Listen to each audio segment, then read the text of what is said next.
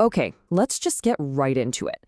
If you've been anywhere online recently, or, near a school, or even just watching the news, you've probably heard it. This totally random number, right?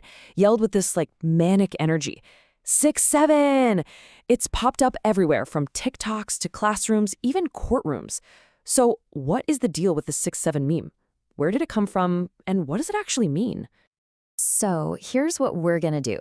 First, we're going to trace this whole thing back to the song that kicked it all off and the viral clip that gave it a face. Then we'll get into the wild ways it mutated. I'm talking everything from horror edits to actual school-wide bans. And finally, we're going to step back and ask the big question.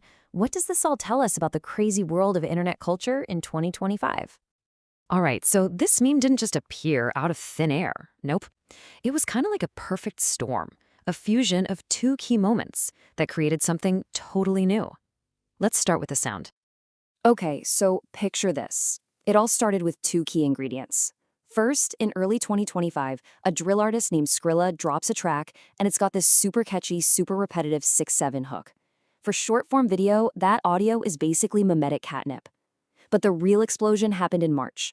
That's when a clip of a young basketball player, who we now all know as the 67 Kid, goes viral. He's yelling the phrase with this unforgettable energy and doing this really specific hand gesture.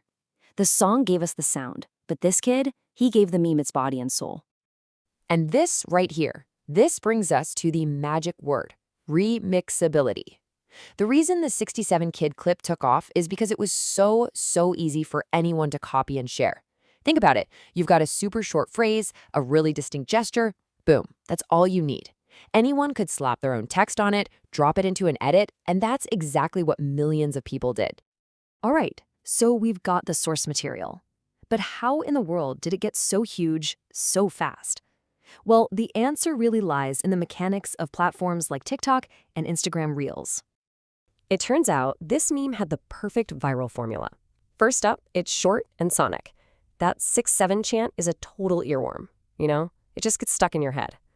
Second, and this is crucial, it's ambiguous. It feels like an inside joke. If you get it, you're in the club. If you don't, you're on the outside looking in, which just makes you want to figure it out even more. And third, it was just incredibly editable. It was a perfect fit for literally everything, from sport-type videos to classroom pranks to family roasts. But here's where the story gets really interesting. Because like any massive meme, 67 didn't just stay in its lane. It evolved, it mutated, and it started to have some very real-world consequences. So pretty quickly, the meme basically split into two completely different personalities. On one hand, you had the wholesome version, that original, energetic shout that was perfect for hype videos. But then things got weird. A darker mutation appeared, the SCP-067 Kid. People started making these creepy, analog horror-style videos, turning the kid into this fictional paranormal creature with distorted audio and grainy footage.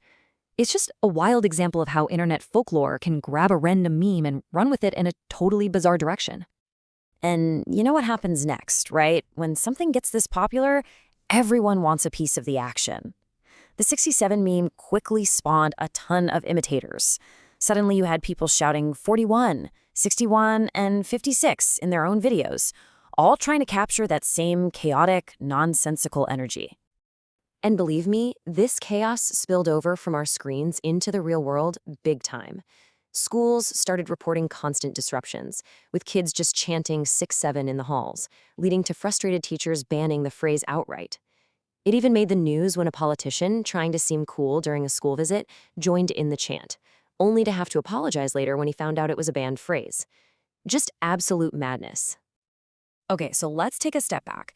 After all that chaos, what does this totally random number actually tell us about internet culture right now? Let's zoom out and look at the bigger picture. Well, 67 is basically the perfect case study for what you might call viral noise. It works based on three really simple steps. 1, you have a catchy sound, an audio hook that just grabs your attention. 2, it has a super low cost of repetition. I mean, it takes 0 effort to yell a number. And 3, there's a huge social reward. Being in on the joke makes you feel like you belong.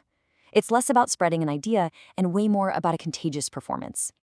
Of course, the internet loves a good mystery, so people went digging for a real meaning. Theories were flying everywhere. Was it a reference to 67th Street in drill culture? Maybe a police radio code? Or just a dumb joke about being 6'7"? But here's the kicker. The literal meaning doesn't matter at all. The consensus is that 67 is just a sound. It's an energy shot. It signals hype and community, and that is its entire purpose. And this all fits perfectly under an umbrella term you've probably heard a lot lately, brain rot.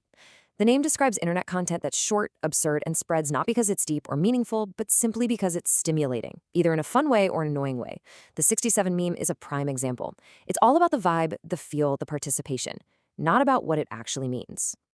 So there you have it. A hook from a song becomes a kid's shout, which becomes a global phenomenon that never actually needed a reason to exist in the first place. All it needed was for you to join in. And that kind of leaves us with a pretty big question to chew on. In an age of constant viral noise, what is the future of, well, meaning itself?